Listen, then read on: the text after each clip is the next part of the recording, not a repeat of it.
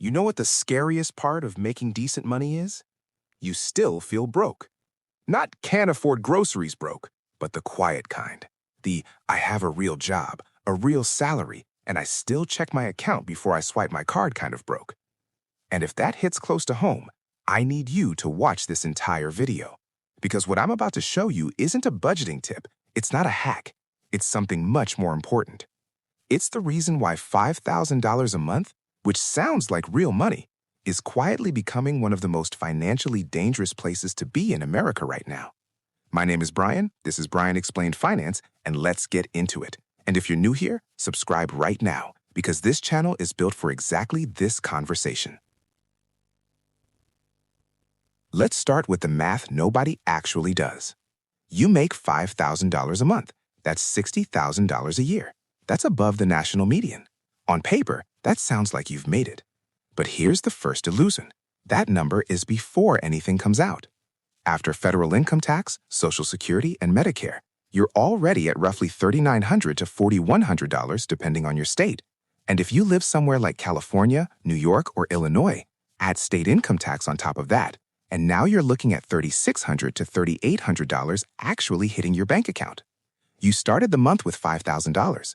Before you've paid for a single thing, rent, gas, food, nothing, you're already down to $3,700. That's the income illusion. The number sounds like one thing. The reality is something completely different. And it gets worse from there. Here's where it starts to break down fast. Average rent in the US right now is $1,698 a month nationally. But if you live in any mid-size or large city, you're paying $1,900, $2,200, $2,500 easy. That's not luxury. That's a normal apartment. So let's say you're paying $1,800 in rent. You're at $3,700 take-home. After rent, you have $1,900 left. Now the car. The average new car payment in America right now is $772 a month. And 1 in 5 buyers is committing to over $1,000 a month. Let's say you're reasonable. You've got a used car. Your payment is $400. After rent and car, you have $1,500 left. Now groceries. The USDA says food prices in January 2026 were nearly 3% higher than a year ago, and that's on top of the 24.6% increase since 2020. The average person spends $400 to $500 a month on groceries. Let's say $400. You're at $1,100 left. Utilities, electric, water, internet, phone.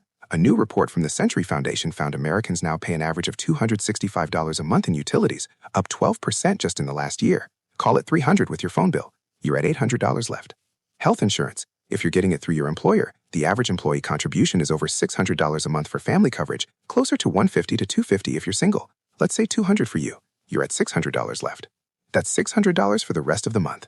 Gas, eating out once, a birthday gift, a copay, a haircut, clothes, savings, emergencies, retirement, everything. And we haven't even touched student loans. We haven't touched childcare, which, by the way, averages over $15,000 a year nationally.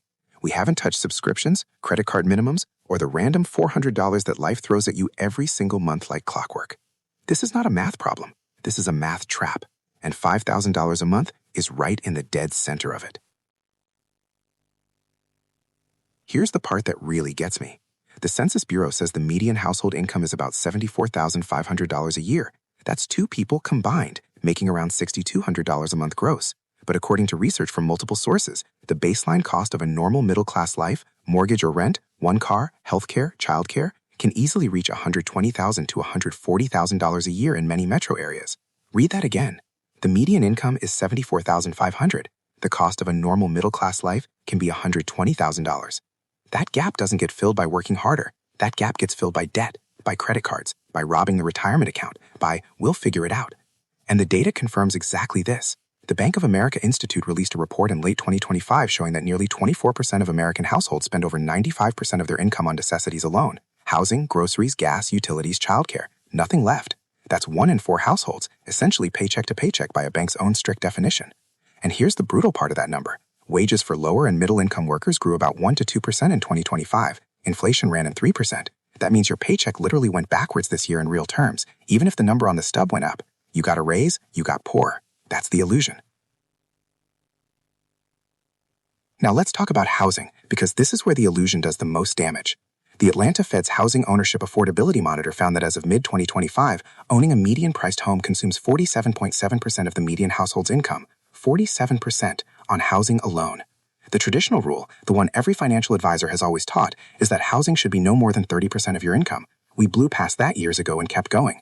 And rents aren't much better. A study found that 52.4% of renters are now cost-burdened, meaning they spend more than 30% of their income on rent. That's up from 46% in 2020. In just 5 years, millions more Americans cross that line. So what happens? You sign a lease that's a little too high because there's no other option. You buy a house at the top of what the bank approved because the alternative is renting forever. And now housing alone is eating 35, 40, 45% of your take-home. Everything downstream from that decision is broken. Your ability to save? Broken. Your ability to handle emergencies? Broken. Your ability to invest? Broken. All of it from one number that was too high that everyone around you told you was normal.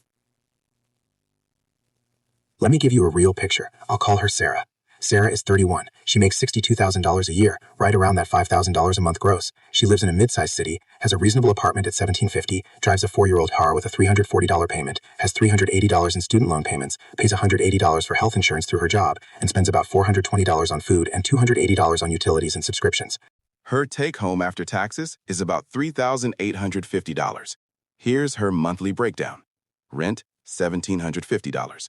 Car, $340. Student loans, $380. Health insurance, $180.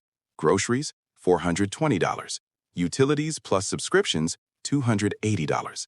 That's $3,350 in fixed costs on $3,850 take-home. She has $500 left at the end of every month for gas, eating out, emergencies, savings, retirement, and everything else that makes life feel like life. And Sarah isn't doing anything wrong. She didn't buy a boat. She didn't take wild vacations. She just said yes to every normal thing. A decent apartment, a reliable car, the degree the system told her she needed. And she is financially one bad month away from carrying credit card debt at 22% interest. Sarah is everywhere. Sarah might be you. And by the way, if you're getting value from this video, please subscribe right now. We break down exactly this kind of stuff every single week, and your subscription helps more people find this channel who need to hear it. Okay, back to it. Here's where I want to shift, because I'm not here just to stress you out. I want to show you what's actually happening underneath the numbers, because that's where the solution lives. The income illusion works because of what I call the 3 gaps. Gap number 1, the tax gap. You think in gross, you live in net. That $5,000 is really $3,700, maybe $3,600. But your brain files the $5,000 when you evaluate decisions. I make $60K. I can handle a $400 car payment. Your real money disagrees. Fix. Every financial decision you make, budget, apartment choice, car payment, run it against your take-home, not your salary. That one change alone will make you more honest with yourself than any spreadsheet. Gap number 2, the invisible costs gap. There's a category of spending that isn't dramatic enough to notice, but is consistent enough to matter enormously over time. Subscriptions are a perfect example. Research has shown that people estimate their monthly subscription spending at around $86. The actual average is over $200. People are off by more than double. That's $1,400 a year they think they're not spending. Utility costs up 12% in a year. Grocery prices up nearly 25% since 2020.